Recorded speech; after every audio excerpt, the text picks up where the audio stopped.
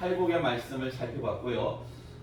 본론의 말씀도 우리가 지금 살펴보고 있는 중인데 특별히 산상수훈이 더 기존 율법보다 우월한 실예 6가지 예를 우리가 지난 시간에 간단하게 살펴봤습니다.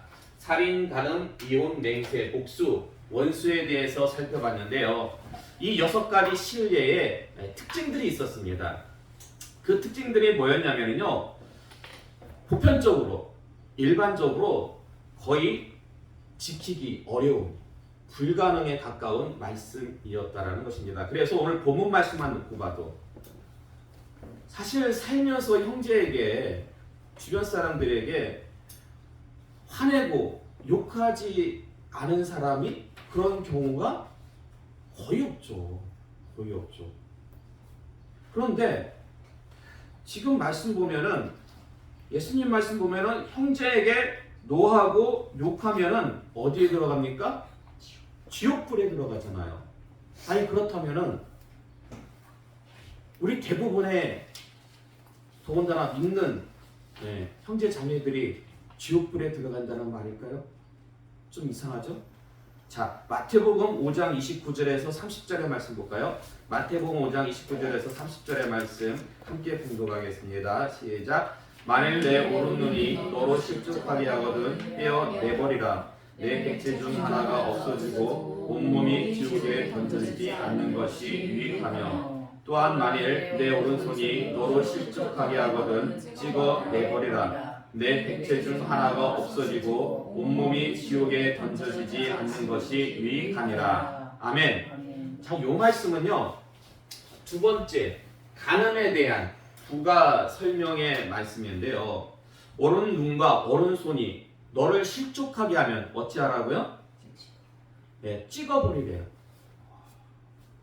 근데 여러분 보세요. 말씀대로라면은, 예수님의 말씀대로라면 예수님을 3번 부인한 제자가 있었죠. 누구예요? 베드로죠. 베드로. 그럼 베드로는 무엇을 빼버려야 됩니까? 혀죠, 혀. 예. 3번이나 예수님을 부인했잖아요. 그것도 저주하고 맹세하면서. 예. 그러나 우리가 알다시피 예수님께서 베드로에게 다시 나타나셔가지고 빨리 혀 빼, 이러지 않으셨어요. 혀 빼라고 혀에 관한 얘기는 하나도 안 하셨습니다. 근데 왜 지금은 산상수훈에서는 실족하게 하거든 오른눈이라도 오른손이라도 찍어버리라고 말씀하고 계시는 걸까요? 자, 또한 마태복음 5장 34절과 37절의 말씀, 자, 함께 봉독하겠습니다. 시작. 나는 너희에게 이르노니 도무지 맹세하지 말지니 하늘로도 하지 말라. 이는 하나님의 보좌이며 오직 너희 말은 옳다 옳다 아니라 아니라 하라. 이에서 지나는 것은 악으로부터 나느니라. 아멘. 지금 예수님은요, 맹세에 관해서 말씀하시면서 어떠한 맹세도 하지 말 것을 말씀하고 계신데요. 고린도후서 1장 23절의 말씀 볼까요?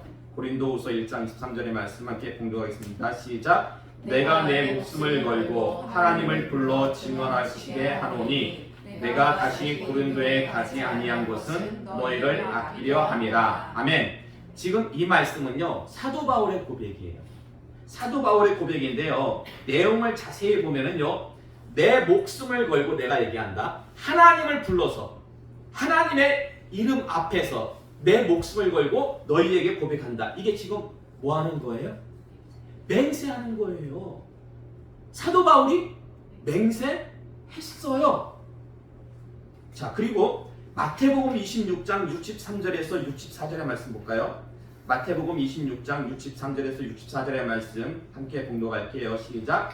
예수께서 침묵하시거늘 대제사장이 이르되 내가 너로 살아계신 하나님께 맹세하게 하노니 내가 하나님의 아들 그리스도인지 우리에게 말하라. 예수께서 이르시되 내가 말하였느니라. 그러나 내가 너희에게 이르노니 이후에 인자가 권능의 우편에 앉아 있는 것과 하늘 구름을 타고 오는 것을 너희가 보리라 하시니. 아멘.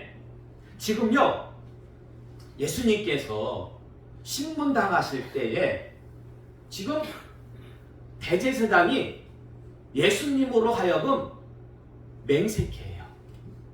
근데 예수님께서 그 대제사장의 질문에 답을 하십니까? 안 하십니까? 답을 하셔요. 그러므로 지금 예수님도 뭐 하셨다? 예수님도 맹세하셨어요. 아니, 어떠한 맹세도 하지 말고 옳다 아니다 그렇게만 얘기하라고 하셨는데, 아니 왜 예수님조차도 맹세를 하셨던 걸까요?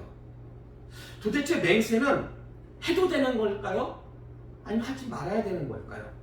자, 계속해서 마태복음 5장 39절과 41절의 말씀 볼까요? 마태복음 5장 39절과 41절의 말씀 함께 분독하겠습니다. 시작. 나는 너희에게 이르노니 악한 자를 대적하지 말라. 누구든지 내 오른편 뺨을 치거든 왼편도 돌려내며 또 누구든지 너로 억지로 머리를 가게 하거든 그 사람과 심리를 동행하고. 아멘. 여러분이 너무나 잘 아시는 말씀이에요. 누구든지래요. 누구든지 너의 오른뺨을 때리면은 어찌해야 돼요? 왼뺨도 돌려대고. 누구든지 억지로 가기 싫은데 오리를 동행케 하면은 심리까지 같이 동행해 주라고 하셨는데요. 사도행전 23장 2절에서 3절의 말씀 볼까요? 사도행전 23장 2절에서 3절의 말씀 봉독하겠습니다. 대제사장 아나니아가 바울 곁에 서 있는 사람들에게 그 입을 치라 명하니 바울이 이르되 해치란다며 하나님이 너를 치시리로다. 내가 나를 율법대로 심판한다고 앉아서 율법을 어기고 나를 치라 하느냐 하니. 아멘. 사도 바울이요, 대제사장에게 신문을 당할 때에 대제사장이요 사람을 시켜가지고 이 사도 바울을 치고자 할 때에 만약에 산상수훈의 말씀대로라면 사도 바울이 맞아야 됩니까? 맞지 말아야 됩니까? 맞아야 되죠. 그런데 사도 바울은 맞지 않았어요. 맞으려 하지 않고 율법을 이용해가지고 오히려 항변을 하였습니다. 자, 그리고 마태복음 26장 67절에서 68절의 말씀 볼까요? 마태복음 26장 67절에서 68절의 말씀 함께 분독하겠습니다. 시작. 이에 예수의 얼굴에 침 뱉으며 주먹으로 치고 어떤 사람은 손바닥으로 때리며 이르되 그리스도야 우리에게 선지자 노도를 하라. 너를 친 자가 누구냐 하더라. 아멘. 그러니까 예수님께서도 붙잡히셔가지고 신문당하실 때 맞으셨어요. 분명히 이것은 사복음서에 기록되어져 있습니다. 그런데요, 어느 곳에서도 예수님께서 맞으면서 자, 여기 때리셨으니까 이쪽도 때려주세요. 여기 때리셨으니까 여기도 때려주세요. 이렇게 다른 쪽을 대지 않으셨어요. 아니, 사도 바울은 그렇다 치고 왜 그렇게 말씀하신 예수님은 다른 쪽 뺨을 돌려대지 않으신 걸까요? 왜 예수님께서 산상수훈에서 하고 계신 그 말씀과 왜 성전에서 나타나고 있는 여러 가지 사건들이 왜 서로 일치가 되지 않고 있는 걸까요? 사실 지금까지 살펴본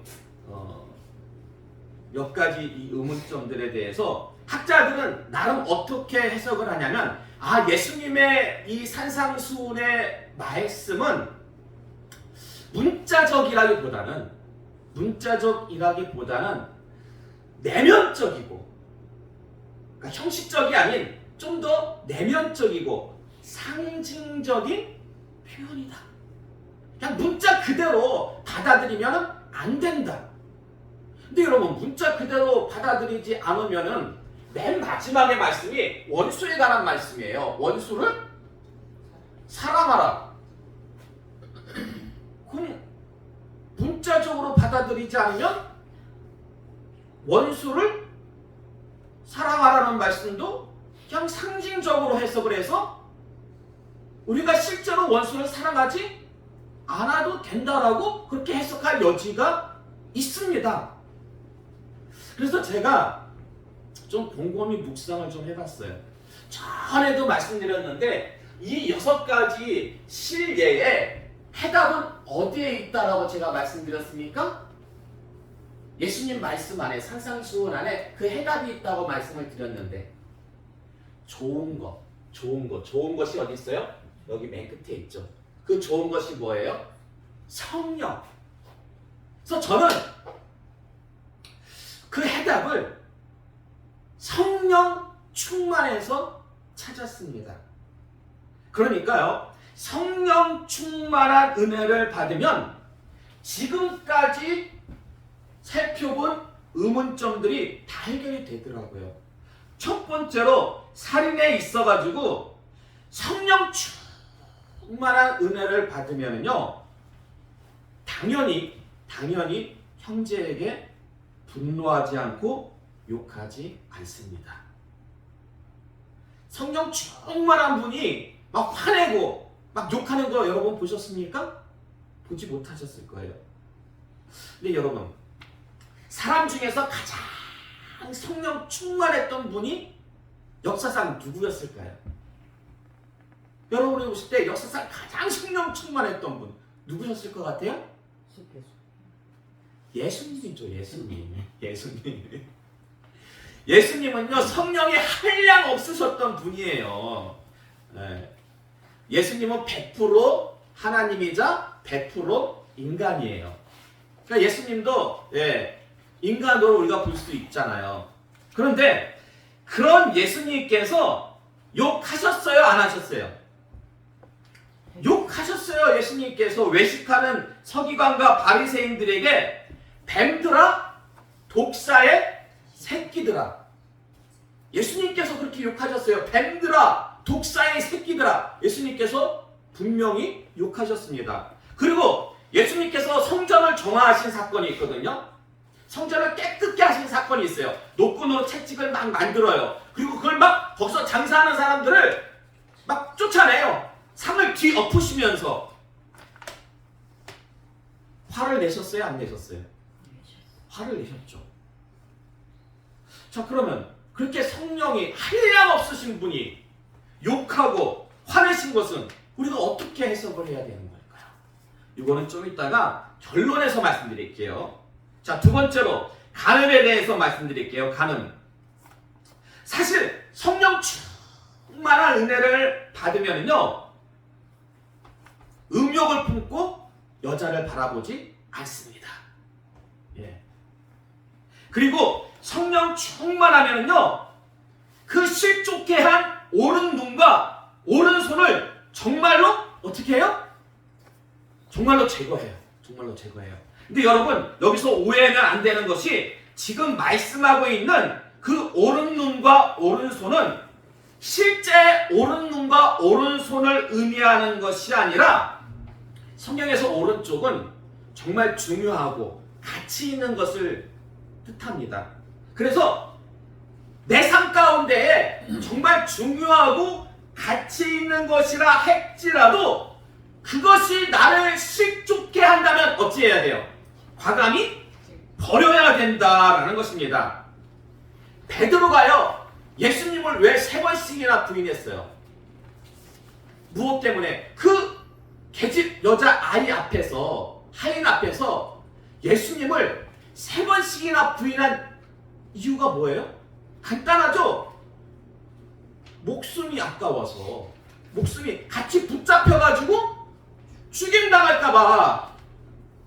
그러나 베드로가 성령 충만한 은혜 받고 어떻게 바뀌었습니까? 그의 마지막이 어찌 됐다고 전승이 나오니까 순교했대요. 성령 받기 전에는, 성령 충만한 은혜 받기 전에는 목숨이 아까워서 그 예수님의 수제자였음에도 불구하고 예수님을 바라보고 있는데도 예수님을 3번씩이나 저주하고 맹세하면서 부인했는데요. 성령 충만한 은혜를 받으니까요, 그 목숨이, 가장 소중한 목숨이 아깝지 않은 거예요. 기꺼이 예수님을 위해서 바쳤다라는 것입니다. 그러므로 여러분 꼭 기억하시기 바랍니다. 성령 충만한 은혜가 해답이에요. 자, 그리고 세 번째로 이혼에 관해서 살펴보면요, 성령 충만하면 음행한 연고 없이 아내를 버리지 않습니다. 제가 예전에 어떤 선교사님하고 정말 대판 싸운 적이 있어요. 직접 얼굴을 보고 싸운 건 아니고 전화를 통해 가지고 엄청나게 싸웠어요. 왜냐면 그분이 평신도 선교사를 꿰어 가지고 이혼하게 그렇게 만들려고 했기 때문에 본인 말로는 선교를 위해서는, 대의를 위해서는 그 정도 희생은 감수해야 된다 라고 그렇게 얘기를 하는 거예요. 그래서 제가 엄청 화를 냈습니다. 아니 무슨 놈의 선교가 가정을 파괴하면서 하는 선교, 그거 결코 하나님께서 기뻐하지 않는다라고. 결국 그 선교사님 사역 끝이 안 좋더라고요. 끝이 안 좋아요. 자, 그리고 네 번째는 맹세입니다. 맹세. 성령 충만한 사람은요 헛된 맹세를 하지 않습니다. 그러나 성령 충만하지 않으면, 지금 예수님께서 그 유대 청중들에게 맹세하지 말라고 한 것은 그 대부분의 유대 청중들이, 아니 실제로 모든 청중들이 아직 성령을 받지 못했어요. 근데 성령 충만하지 않으면 헛된 맹세를 할 가능성이 굉장히 높습니다. 그래서 예수님께서는 아직 성령 충만을 받지 못한 청중들에게 맹세하지 말고 그냥 옳다, 아니다 라고만 하신 것입니다. 그러나 예수님은 성령이 충만한 분이셨죠? 사도 바울도 성령이 충만한 분들이었습니다. 그러므로 그분들이 왜 맹세를 했냐? 그분들의 맹세는 헛 맹세가 아니었기 때문이죠. 성령께서 인도하시는 참된 맹세였기 때문에 그분들은 맹세를 하실 수가 있었던 것입니다. 자, 그리고 다섯 번째로 복수입니다. 복수. 성령 충만하면 왼쪽 감도 돌려대고 억지로 심리까지 동행할 수가 있는데요. 제가 볼 때 여기에는 조건이 좀 있어요. 조건이. 이게 무슨 말씀이냐면, 여러분이 길을 가다가 한밤중에 강도를 만났어요. 예? 강도가 가진 거 다 내놓으래요. 이 강도가 어릴 때 주일학교를 다녔어. 그러면서 예수님 말씀에 왼쪽 감도 돌려대고 억지로 심리까지 동행하라고 했으니까 가진 거 다 내놔라. 너 교회 다니는 거 안다. 그럼 어떻게 해야 돼요? 가진 거 다 줘야 돼요? 아니죠. 예? 그렇게 하면은요, 그거는 사랑이 아니에요.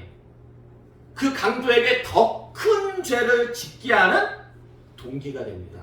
그건 어찌 보면 범죄 협력 행위입니다. 그래서 여러분 강도를 만나면요 피한다든지 신고한다든지 빨리 주변을 살펴보세요. 짱돌 같은 거 없는지.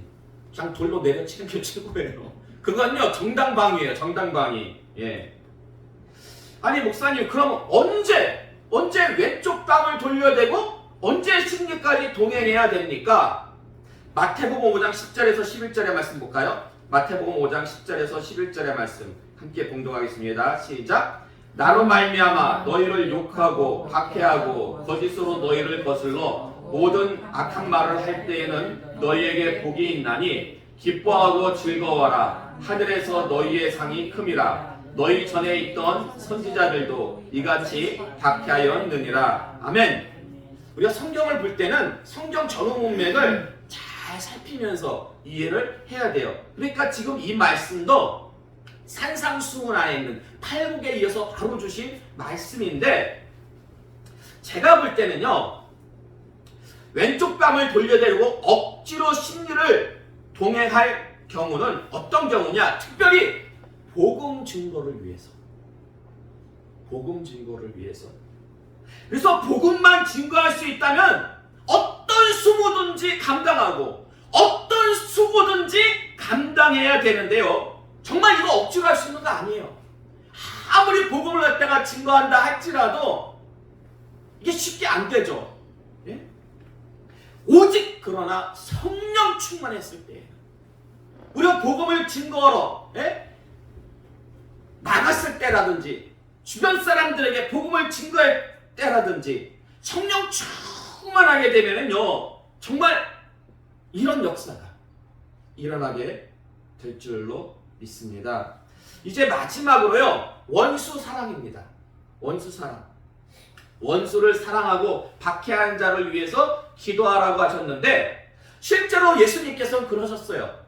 성령 충만했던 예수님과 그리고 스데반 집사님 자기를 죽이는 자들을 향해서 그 원수들을 사랑하셨기 때문에 위해서 기도하셨습니다.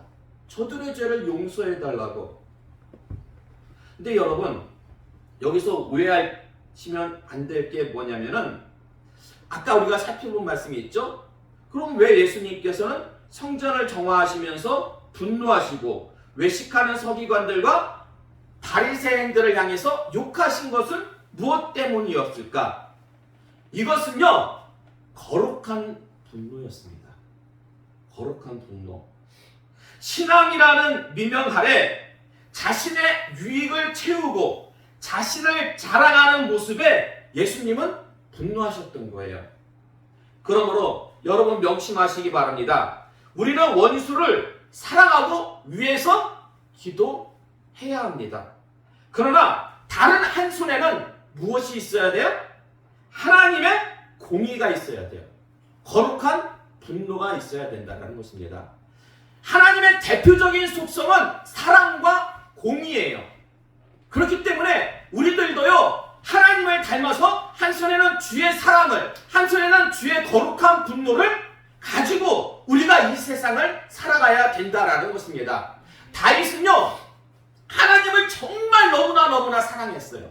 다윗은 너무나 사랑했기 때문에 하나님을 욕하는 그 골리앗을 그냥 놔둘 수가 없었어요.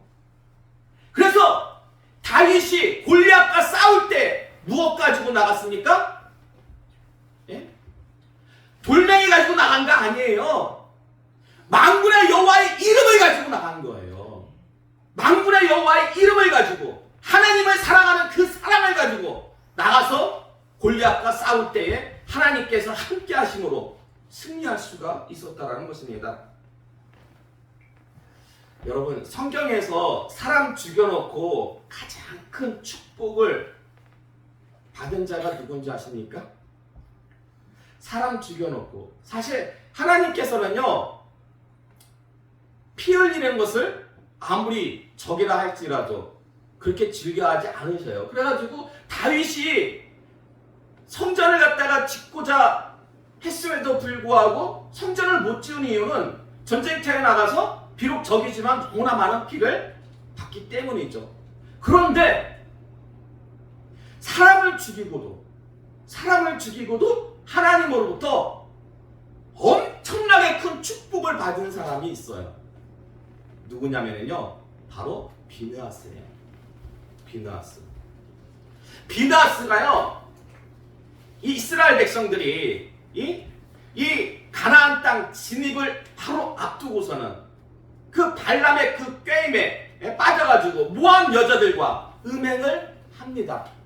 그때 비느하스가 막 의분에 거룩한 분노가 가득 차서 음행하는 남녀 시므온 족장과 그 모함 여자를 한 창에 꿰뚫어서 죽입니다. 그러자 하나님께서 너무나 기뻐하셔가지고 어떤 축복을 주시는지 아십니까? 언약을 주셔요. 언약의 축복. 평화의 언약이라는 엄청난 언약을 축복으로 받은 경우는 사람 죽여놓고 없어요. 그런 경우가. 예. 얼마나 하나님께서 마음에 들어주셨으면은 예? 언약을 축복으로 주셨을까요? 여러분 꼭 기억하시기 바랍니다. 성령 충만한 사람은 반드시 하나님의 사랑이 있습니다. 그리고 또 한편에는 하나님의 공의, 거룩한 분노를 가지고 있습니다. 이 시간 나오신 여러분은요 어느 한쪽으로만 치우치지 마시기 바랍니다. 만약에 우리에게 주님의 사랑만 있다면요 불의에 맞서지 못합니다. 너무나 한쪽으로 치우친 경우가 여호와 증인이 아닐까라는 생각이 듭니다. 그들은 나름 열심히 신앙생활을 한다고 합니다. 그런데 병역을 거부하죠. 왜냐하면 총 들고 싸우는 것 자체가 주님의 사랑을 어기는 거라고. 제가 중학교 때, 고등학교에 처음에 딱 들어갔을 때에 그 반에 그때 중학교 이제 고등학교 진학 시험을 보잖아요. 그때 만점 받고 들어온 친구가 있었어요. 이름이 아직도 기억이 나. 조구레였어요. 이름이. 되게 이름이 좀 구수해가지고 아직도 기억이 나. 조구레라는 그런 친구였는데 이 친구가 여호와 증인이었어요. 처음엔 몰랐죠. 그런데 교련 수업을 거부하는 거예요. 근데 하필 담임 선생님이 교련 선생님이었어요. 그러니까 정말 머리는 좋아가지고 만점을 받고 학교를 들어왔는데 여호와 증인이기 때문에 교련 수업을 거부해서 결국 그 친구는 몇 개월 학교에 다니다가 자퇴하고 말았어요. 근데 이건 제가 볼 때 잘못된 신앙이요, 잘못된 신학입니다. 너무 사랑만 강조했던 거예요. 한편 하나님의 공의, 거룩한 분노만 있다면요, 그것도 힘들어요. 거룩한 주님의 사랑 없이 거룩한 분노만 있으면요, 정말 힘들어요. 모든 게 다 잘못되어져 보여요. 모든 게 다 싸움거리예요. 우리가 거룩한 분노를 가지는 이유가 있어요. 거룩한 분노를 가지는 궁극적인 목적은요, 그 상대방을 회개로 인도해서 회복시키는 거예요. 그래서 공의와 사랑은 하나예요. 공의와 사랑은 하나예요. 따라서 우리는 불의에 맞서 싸우면서도 궁극적으로는 하나님의 사랑을 증거해야 됩니다. 그러려면 다른 방법 없습니다. 성령 충만한 은혜를 받아야 됩니다. 성령 충만한 은혜를 받아야 돼요. 사실 지금 한 3주? 주간으로는 4주간이 됐어요. 제가 지금 하나님 앞에 작정하고 기도하는 게 있습니다. 매주 금요일마다 제가 기도하러 갑니다. 정말 힘들어요. 가는데 3시간이나 걸려요. 기도하러 가는데. 도대체 어딜 가시는데 나중에 말씀드릴게요. 정말 피곤해요. 육신적으로. 그런데 제가 작정한 것이 있습니다. 하나님,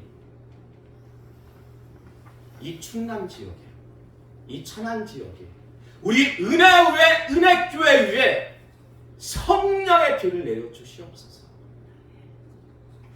엘리야가요, 바알 선지자들과 갈멜산에서 싸우고 사환을 시켜서, 야, 산꼭대기에 올라가서 비가 오는지 한번 확인해봐라. 몇 번 시키는지 아십니까? 7번을 시켜요. 7번을 시키는데요, 우리 같으면은 한 3번, 4번 햇볕이 쨍쨍한 날이었습니다. 구름 하나 없는 날이었습니다. 근데 엘리야가 시키니까 올라가요. 근데 우리 같으면 한 3번, 4번쯤 가면은 무슨 생각이 들까요? 무슨 똥개 훈련 시키는 것도 아니고, 아니 지금 비 올 징조가 하나도 안 보이는데, 비 안 오는데요? 또 기도해요. 올라가 봐라. 비 안 오는데요? 몇 번을 올라가요? 7번을 올라가요. 그런데 사환은요, 아무런 불평하지 않습니다. 아무런 불평하지 않고 산꼭대기에 올라가서 7번째 올라갔을 때에 저 바다 끝에서 손바닥만한 비구름이 오는 것을 목격합니다. 그거 누가 제일 먼저 봤어요? 엘리야가 제일 먼저 본 거 아니에요. 그 사환이 봤어요. 순종했던 그 사환이 봤어요. 제가 지금 그 기도를 하고 있습니다. 제가 지금 그 기도를 하고 있어요. 그런데요, 어마어마해요. 뭐가 어마어마한지 아십니까? 누가 가장 싫어할까요? 마귀죠. 마귀. 마귀의 방해가요, 제 삶 가운데서 역대급입니다. 역대급이에요. 엄청나요. 방해가 엄청나요. 예. 그래서 한편으로는 기뻐요. 한편으로는 제가 지금 이렇게 기도하는 것이 하나님의 뜻이 아니라면, 성령의 큰 비가 내리는 일이 아니라면 마귀가 방해할까요? 안 하죠. 잘못된 길로 들어섰다라면은 마귀가 그냥 놔줄 거예요. 근데 희한하게 사람은 몰라. 이걸 사람은 모르더라고요. 사람은. 예? 사람은 모르는데, 야, 마귀가 역시 억물이야. 마귀는 알아요. 마귀가 방해하는 거예요. 엄청나게 방해하는 거예요. 예. 여러분, 정말 성령 충만한 은혜를 받아야 됩니다. 예수님은요, 성령이 정말 충만하신 분이었어요. 예수님께서 세례 받으신 후에 물에서 올라오실 때 하늘에서 성령이 임했잖아요. 비둘기같이. 근데 여러분, 사실 예수님은요, 성령을 받으실 필요가 없으신 분이에요. 원래 100% 하나님이기 때문에 성령이 한량없으신 분이기 때문에 성령 받으실 필요가 없는데 왜 그때 성령이 임했던 걸까요? 여러 가지 해석들이 있는데 그 해석 중에 하나가 우리에게 모범을 보이시기 위해서. 예수님은요, 사역하시기 전에 기도하시고 성령을 받으셨습니다. 우리가요, 앞으로 교회가 건축이 되어지고요, 하나님을 또 귀하게 쓰임 받을 때요, 성령 충만한 은혜가 있어야 될 줄로 믿습니다. 여러분 위해서 기도해 주시기 바랍니다. 우리가요, 성령 충만하게 되면은요, 하나님의 눈으로 세상을 바라보게 됩니다. 진짜인지는 모르겠는데 그렇게 고백하는 분들을 저는 실제로 들었어요. 성령 충만한 은혜를 받으니까요, 나무들이, 꽃들이, 풀들이 찬양을 한대요. 하나님께. 근데 충분히 있을 수 있는 일이에요. 모든 피조물들이 하나님께 영광을 드리기 위해서 지음을 받았잖아요. 그렇기 때문에 성령 충만하신 분들은요, 영적인 분들이기 때문에 영적인 것을 분별할 수가 있는 것입니다. 여러분, 우리 앞에 놓여진 여러 가지 문제들을 육적인 눈으로 바라보지 마시고 영의 눈, 하나님의 눈으로 바라보시기 바랍니다. 그래서 정말 주님 앞에 서는 그날까지 우리 모두 영적인 것은 영적인 것으로 분별함으로, 여러분 한 손에는 주의 사랑이, 한 손에는 주의 거룩한 분노가 균형 있게 여러분의 신앙생활을 이끌어 가심으로 여러분도 다윗처럼, 비느하스처럼 정말 하나님 마음에 합한 자가 되고 하나님으로부터 그런 놀라운 축복을 다 받아들이는 귀하복된 하나님의 자녀들 다 되시기를